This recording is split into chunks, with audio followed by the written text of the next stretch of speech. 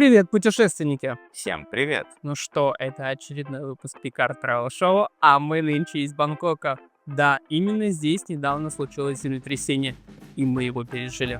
Ну что, расскажешь, как это было? Ну, было такое ощущение, что плаваешь на корабле, как-то непонятно. То ли голова кружится, то ли что-то происходит. В итоге произошло. Да, вначале такие вот, как многие, я вот смотрю, замечают, что реально у всех закружилась голова, и именно такое ощущение, ты поплыл. Ты подумаешь, где ты, что ты, как ты. А потом мы выбежали на улицу. Я говорю, Влад, бежим. Выбежали на улицу. Ладно, мы были 7-Eleven на первом этаже, нам далеко не пришлось бегать. Ну, прям такие ощущения. Что было в Дананге? Совершенно другое ощущение. Там были вибрации, а здесь больше такое вот, какое-то вот такое вот движение, как будто либо в состоянии алкогольного опьянения тебя шатает.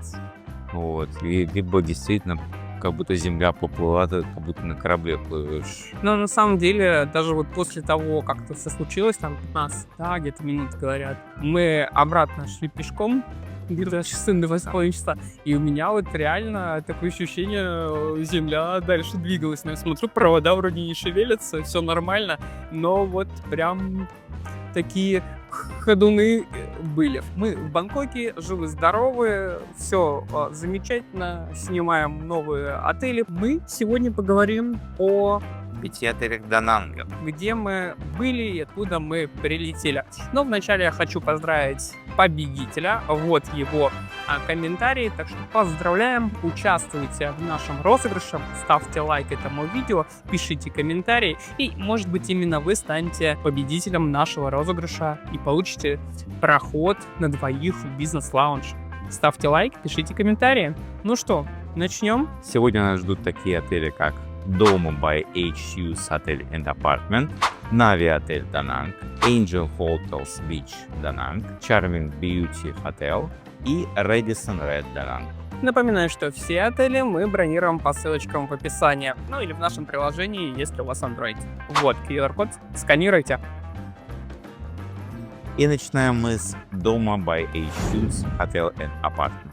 Прям удивили тем, что нас встретили на русском языке. То есть сотрудники, которые там работают, обладают языковыми навыками говорения на русском, и это было реально приятно видеть, слышать русскую речь на ресепшене в Дананге. Поскольку сказали начальство русскоговорящее, поэтому многие туристы, которые там постояльцы, даже можно сказать, живут, знают русский, и можно как раз пообщаться с кем-то, познакомиться, подружиться именно в этом отеле. Прикольненько. Такой интересный комплекс апартаментов, такой апарт-отель, где-то есть кухня, где-то нет кухонь. Довольно очень комфортно, все чистое, свежее. Недавно сменил название и провели небольшую реновацию. В отеле есть замечательный бассейн, также есть стиральная машина в некоторых номерах. Локация очень достойная, в пешей доступности от пляжа. Да, рядом находится, кстати, один из отелей, который мы снимали, это Фурама. Ну и вообще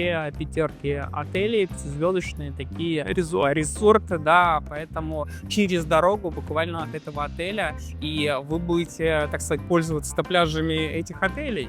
Так что даже очень и очень хорошо. Единственный минус, была проблема с интернетом, он работал как-то вот не очень стабильно, то отключался, то подключался, но обещали это наладить. Ну что, сколько ставишь этому отелю? Этому апарт-отелю я поставлю 8. Я с тобой соглашусь, мне понравилось, остановился бы еще, я думаю, да. Да, можно было бы пожить даже на долгий срок. Переходим дальше. И дальше мы отправляемся в Нави отель. Находится он на самой крайней северной точке Дананга, рядом с портом, где практически ничего нет в пешей доступности. Ну как, есть, ну просто цены втридорога и кафешек каких-то нету. Хотя у отелей, там есть несколько отелей рядышком, корейские, там, конечно, price too much, но, в принципе, зато релакс. Спокойствие, тишина, никого нету, у вас собственный пляж, да, в бухте, поэтому волн никаких не будет, прям приятно. С детьми, я думаю, вообще шикарно здесь останавливаться.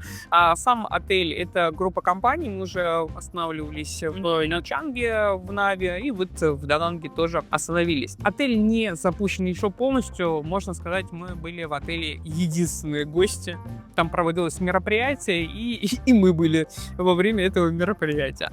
Завтраки, к сожалению, здесь в это время не были предусмотрены, но ничего страшного. В принципе, мы с собой затарились продуктами, когда туда поехали, поэтому было все нормально. Рядышком реально по цене чуть дороговато. Но мне кажется, когда его полностью откроют, запустят, а он уже должен запуститься вот в ближайшие дни, или может уже запустился, прям хорошо. Очень красивые виды на пляж вечером, встречать закат, рядом иногда там пролетают самолеты, тоже можно за ними наблюдать. А здесь номера, не скажу, что прям какие-то современные, они прям чуть старенькие, но ухоженные, за ними видно, что следят. Они именно в таком местном колоритном, да, но вот единственное, что меня смущало, это пластиковые двери стеклянные, входные, ну и какие вообще. То есть им надо все-таки на деревянные нормальные двери сделать, это будет гораздо приятнее и выше уровнем смотреться, чем вот эти вот пластиковые двери, ну так. А так в целом отель неплохой, реально, если там все запустят завтраки, а может быть и all-inclusive будет, кто его знает. Но, скорее всего, мне показалось, вот в этой локации она была бы идеальна. И матрасы удобные, и интернет хороший, вид, не знаю, мне прям понравилось, но я не скажу, что прям супер понравилось, да, для релакс-отдыха от суеты городской Ницца, это прям дней, да. Прям хорошо. Ну, для кого-то из Москвы уйти, из какого-то крупного города, какое-то релакс-место, я думаю, хорошо. Завтраков нет, бассейна нет, но все компенсируется наличием личного пляжа. И, в принципе, достаточно подшаманить немножко отель, и будет прям красота. Я бы здесь поставил 7. Я тоже соглашусь, 7 поставлю после ремонта, хотя номера более-менее нормальные, но здание само чуть-чуть уже требует какой-то реновации.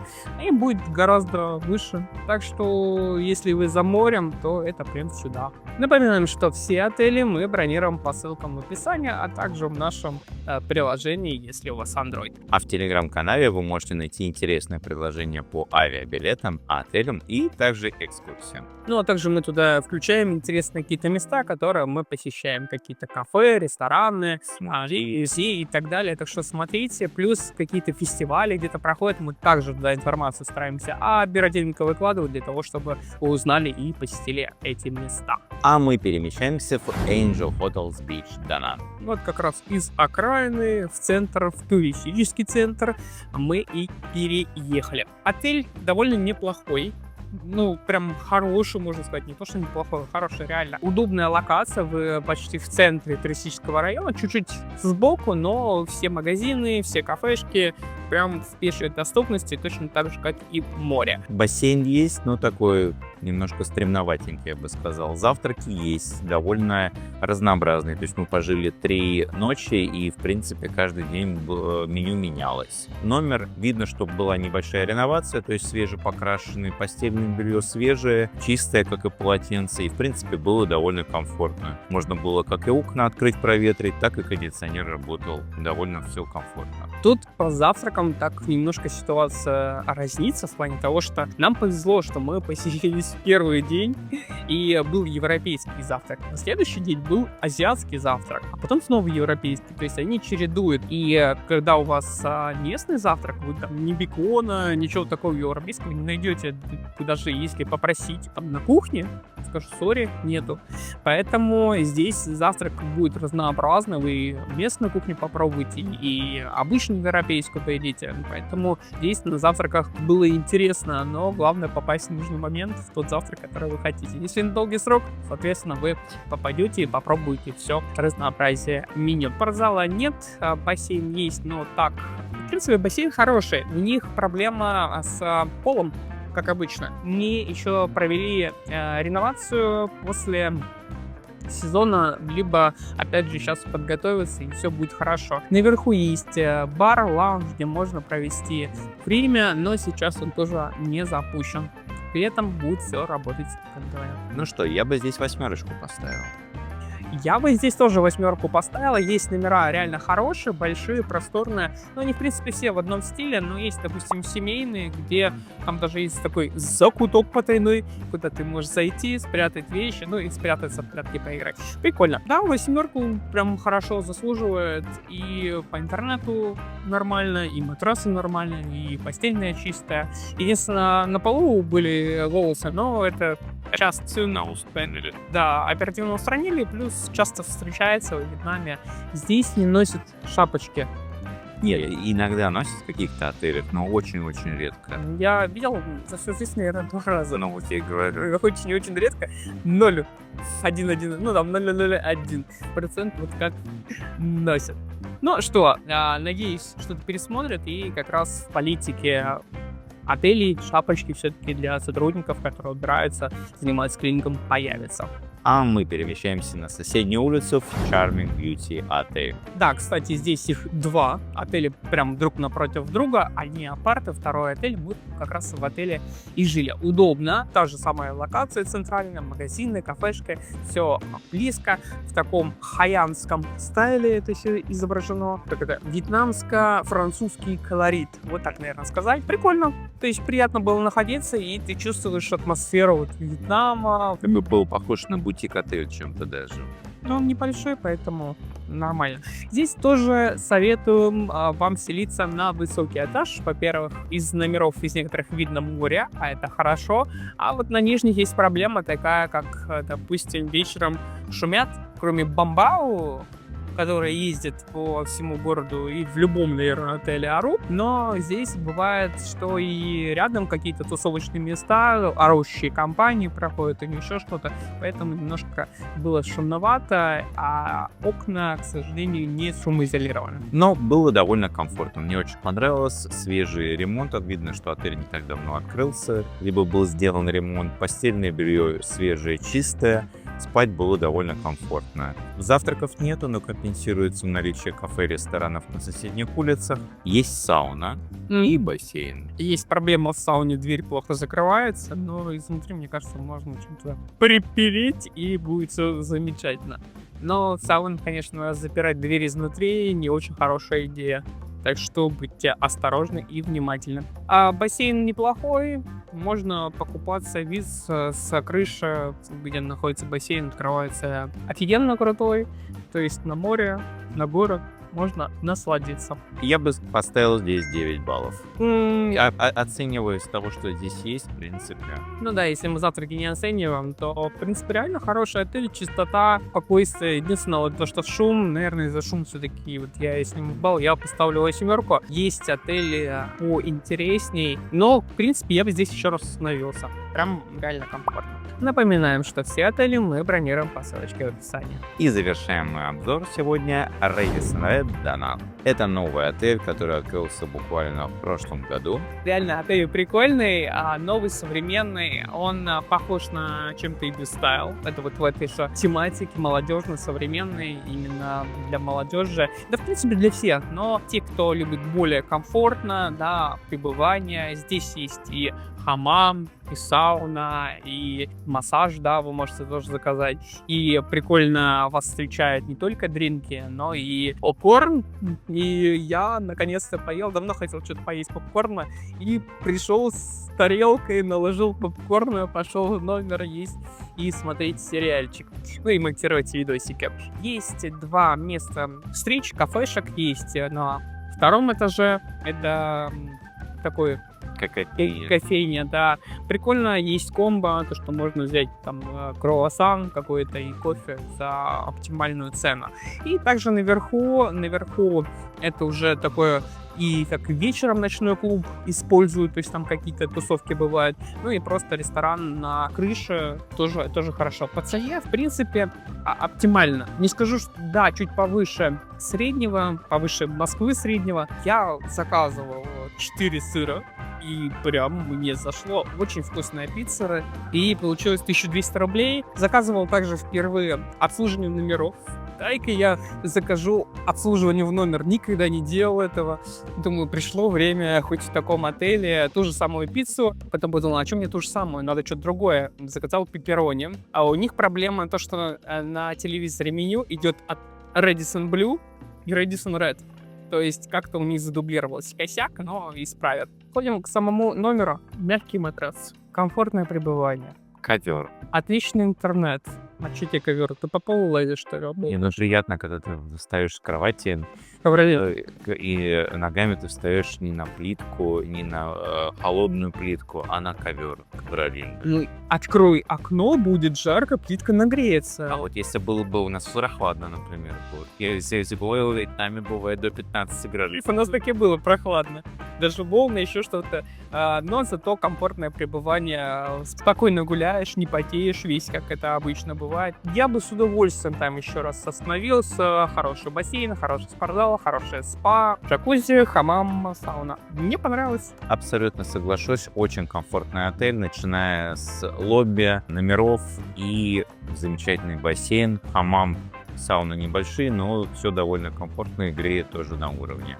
На завтраках тоже разнообразие блюд, то есть если вы живете в течение нескольких дней, вы можете все меню, я думаю, попробовать. Кстати, отличается от Hilton Garden, который неподалеку, буквально в квартале. Там была рыбка, а здесь рыбки не было. Но разнообразие блюд тоже. Сыры есть и, в принципе, лед. Ну, видишь, у меня уже новый уровень. Сыр, бекон, а теперь еще и рыбка. Что это, ну реально, отель на 10 я оценю, мне зашло, мне понравилось, современно, стильно, комфортно, попкорн, прям бомба. Я тоже ставлю 10 баллов. Ну что, а мы переходим к нашему топ-5 отелей. Ну что, на первом месте у меня заслуженно Radisson Red Da Nang. Дальше я бы поставил Charming Beauty отель. Следующий у меня идет Doma by H Suites, Angel Hotels Beach и завершаю Navi отель Da Nang. Я бы с тобой не согласился, и я бы по-другому сделал. Я бы поставил Red на первое место, потом Ангел на второе место, потому что там завтраки тоже хорошие, а в Charming там завтраков нет, поэтому он идет на третье место, затем идет Дома и затем Нави. Нави, скорее всего, из-за удаленности, то, что если вы хотите с центра приехать, то это будет порядка 100 тысяч за дорогу, а так, в принципе, нормально. Если мы берем нашу недельку, то как? Я начну с центра, это Angel Hotels, потом я бы переехал бы в Charming Beauty, затем бы я бы пожил в Doma Suites, там, например, выбрал номер с кухней, со стиральной машиной, обновил гардероб и переехал бы в Нави отель, там частный пляж такой, отдохнул и завершил приятно в Radisson Red Da Nang. Да, я полностью соглашусь, и прям хорошее такое, если у вас и Нави далековато, а вот Radisson, допустим, к аэропорту ближе, если вы будете выезжать, прям комфортно. Соглашусь, прям отлично. Ну что, напоминаю, вот QR-код для нашего Telegram-приложения. Засканировали? Вот приложение наше на Android. А вот наш сайт. Вот ссылочки, переходите, бронируйте. Ваша поддержка не только лайками, подписками и комментариями нам помогает, но если вы бронируете, вы помогаете нам также бронировать новые отели, для того, чтобы мы их сняли и показали вам. Напишите, какой отель вы бы хотели, чтобы мы сняли во Вьетнаме, поскольку мы туда вернемся уже через 3 месяца. Ну а если вы хотите, чтобы мы сняли что-то здесь, в Бангкоке, в Таиланде, обязательно тоже пишите, также в Малайзии, в Сингапуре. Постараемся побывать в этих отелях, снять и вам, естественно, показать. Ну что, до скорых встреч. Пока-пока. Пока. Комментарии, лайк, участвуйте в розыгрыше.